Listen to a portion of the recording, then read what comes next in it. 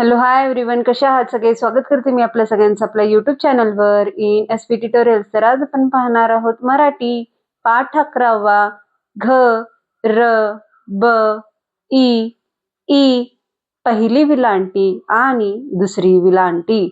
चला तर या पाठामध्ये आपण येथे अक्षर ओळख करून घेणार आहोत आणि स्वर सुद्धा ओळख करून घेणार आहोत. चित्रे बघ, ऐक व म्हण. तर घराचे चित्र देण्यात आलेलं आहे. तर घर हा जो शब्द आहे, घ या व्यंजन अक्षरापासून सुरू होतो. तर घ पासून अनेक असे शब्द येऊ शकतात. घर, घंटा, घोडा, घाट. तर या घ या व्यंजन अक्षरापासून वेगवेगळे शब्द येथे येऊ शकतात. पुढचं चित्र देण्यात आलेलं आहे, रवी आहे. तर रवी हा जो आहे तो र या व्यंजन अक्षरापासून तयार होतो. र हा स्पष्ट आणि टोकदार ध्वनी आहे. र पासून वेगवेगळे शब्द येथे होऊ शकतात. रवी, रथ, रुपया, राम असे वेगवेगळे शब्द येथे आपण र या शब्दापासून तयार करू शकतो. पुढचं चित्र देण्यात आलेलं आहे बगळा. तर ब हा या शब्दापासून बगळा तयार झालेला आहे.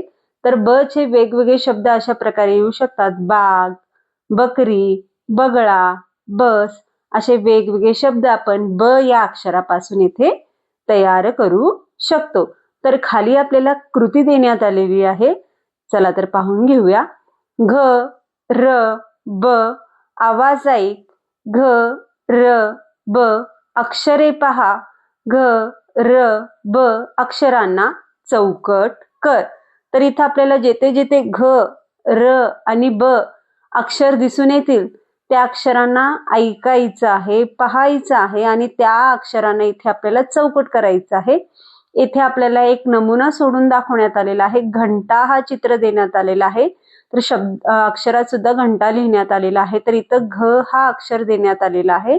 तर घ या अक्षराला येथे चौकट करण्यात आलेली आहे. पुढचं चित्र आहे रथ. रथ मध्ये आलेला आहे र. र ला काय करून घेऊया, इथे चौकट काढून घेऊया. पुढचा चित्र आहे बाग देण्यात आलेला आहे. तर बाग मध्ये आलेला आहे ब. पहा, घ र ब ब अक्षराला आपल्याला इथं काय करायचं आहे, चौकट करायचं आहे. तर ब ला काय करून घेऊया, चौकट करून घेऊया. पुढचं चित्र आहे रुपया देण्यात आलेला आहे. तर रुपयामध्ये आपल्याला र हा अक्षर दिसून येतोय. तर र ला काय करून घेऊया, चौकट करून घेऊया. पुढं कृती देण्यात आलेली आहे. गिरव, लिही व म्हण. तर घ हा अक्षर, र आणि ब हा अक्षर इथे देण्यात आलेला आहे. तर त्या अक्षरांना पाहून इथं गिरवायचं आहे, लिहायचं आहे. म्हणत म्हणत हे गिरवायचं आहे.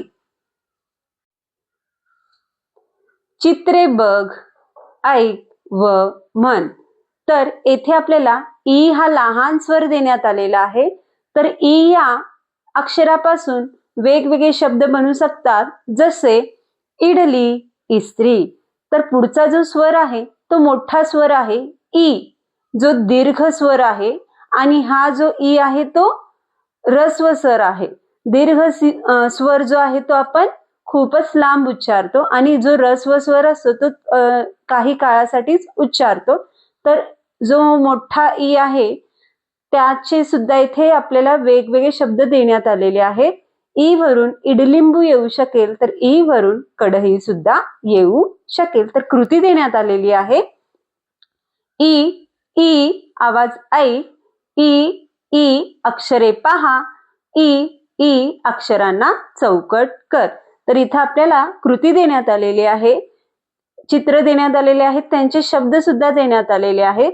तर तेथे जेथे जेथे ई आहेत, लहान ई आणि मोठा ई आहे, तेथे आपल्याला काय करायचं आहे, चौकट करायचं आहे. तर इथे मी इडली मधल्या पहिल्या ई ला काय केलेलं आहे, चौकट करून ठेवलेला आहे. तर समय मधला जो शेवटचा अक्षर आहे तो दीर्घ ई आहे किंवा मोठा ई आहे, ते आपण चौकट करून घेऊया. पुढे सुद्धा आपल्याला कृती देण्यात आलेली आहे. गिरव, लिही व म्हण. लहान ई आणि मोठा ई कसं काढायचं आहे हे इथं दाखवण्यात आलेलं आहे कृतीनुसार. त्याला गिरवायचं आहे, लिहायचं आहे आणि म्हणत म्हणत ते सराव करून घ्यायचं आहे. ऐक व म्हण, ऐक व म्हण. तर चित्र दाखवण्यात आलेलं आहे पहा, मिरची.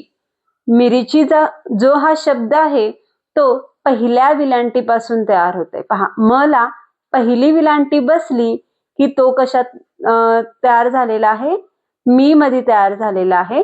तर पहिली विलांटी हा जो आहे तो लहान स्वर ईचाच काम करतो. तर ईच्या जागी आपण येथे पहिली विलांटी घेतो. तर मला जसं पहिली विलांटी बसला तो काय झालेला आहे, मिरची झालेला आहे. तर हा जो पहिली विलांटी आहे तो ऱ्हस्व स्वर आहे. काय आहे, ऱ्हस्व स्वर आहे. आपण लवकर उच्चारतो. हा स्वर उच्चारताना आपण जलद उच्चारून घेतो. तर पुढचा जो स्वर आहे तो दीर्घ विलांटी आहे. काय आहे, दीर्घ विलांटी आहे, दुसरी विलांटी आहे. र ला दुसरी विलांटी बसलेली आहे, तर येथे झालेला आहे तो री.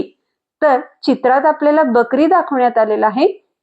तर बकरी हा शब्द म्हणत असताना जो लास्टचा री आहे तो आपण थोडासा लांब उच्चार घेतो. त्यामुळे या दुसऱ्या विलांटीला दीर्घ स्वर सुद्धा असे म्हणतात.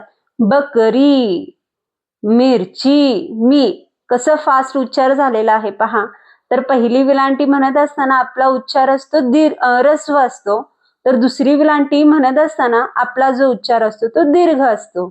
तर पुढे आपल्याला कृती देण्यात आलेली आहे. चला तर पाहून घेऊया. ऐक, म्हण व पहिली विलांटीवर दुसरी विलांटी गिरव. तर कधीही पहिली विलांटी जी असते त्या पहिल्या अक्षराला बसत असते. पहिली विलांटी कधीही पहिल्या अक्षराला बसत असते. तर जी दुसरी विलांटी असते ते कधीही शेवटला येते. दुसरी विलांटी कधीही शेवटला येते, तर पहिली विलांटी कधीही पहिला येते. यावरून इथे आपल्याला पहिली विलांटी कोणाला बसेल आणि दुसरी विलांटी कोणाला बसेल हे इथं आपल्याला समजणार आहे. जर पहिली पहिल्या अक्षराला बसेल तर तो ऱ्हस्व स्वर असेल आणि दुसरी विलांटी लास्ट शेवटच्या अक्षराला बसला असेल तर तो असणार आहे दीर्घ स्वर. तर रीमा देण्यात आलेला आहे. तर रीमाला पहिली विलांटी बसलेली आहे. गिरवायला सांगितलेलं आहे इथं मुलांना. ऐक, म्हण व पहिली व दुसरी विलांटी येथे गिरवा असं म्हटलेलं आहे. रीमाला पहिली विलांटी लागेल तर येथे आपल्याला हे गिरवून घ्यायचं आहे. काकीला दुसरी विलांटी बसलेली आहे पहा. शेवटच्या अक्षराला दुसरी विलांटी बसते. आणि मामीला सुद्धा काय झालेलं आहे तर दुसरी विलांटी बसलेली आहे शेवटच्याच अक्षराला. आणि बकरीला सुद्धा काय झालेलं आहे तर दुसरीच विलांटी बसलेली आहे. अशा प्रकारे मुलांना इथे पहिली विलांटी कुठे बसणार आहे आणि दुसरी विलांटी कुठे बसणार आहे हे इथं त्यांना ओळख करून द्यायचं आहे. पुढे आपल्याला कृती देण्यात आलेली आहे पहा. ऐक व म्हण म्हणण्यात आलेलं आहे. तर पहिली आणि दुसरी विलांटी घेऊन येथे काही वाक्य तयार करण्यात आलेले आहेत. चला तर ते वाक्य इथे आपण वाचून घेऊया. रीमा आली, अली आला, मामी आली, काकी आली, मामी बकरी बघ. तर अशा प्रकारे मुलांना पहिली विलांटी आणि दुसरी विलांटी या स्वरचिन्हांची ओळख करून द्यायची आहे. त्या लेखनाचा इथे सराव करून घ्यायचा आहे. मुलांना स्वरचिन्हे जोडून शब्द तयार करण्यास सांगायचं आहे. या सगळ्या गोष्टींचा सराव विद्यार्थ्यांकडून आपल्याला करून घ्यायचा आहे. तर अशा प्रकारे आज आपण पाठ नंबर 11 घ र ब ई पहिली विलांटी आणि दुसरी विलांटी हा पाठ पाहिलो. तर व्हिडिओ आवडल्यास लाईक करा, शेअर करा, सबस्क्राईब करा. पुन्हा भेटूया असेच अनेक व्हिडिओ घेऊन. Bye bye.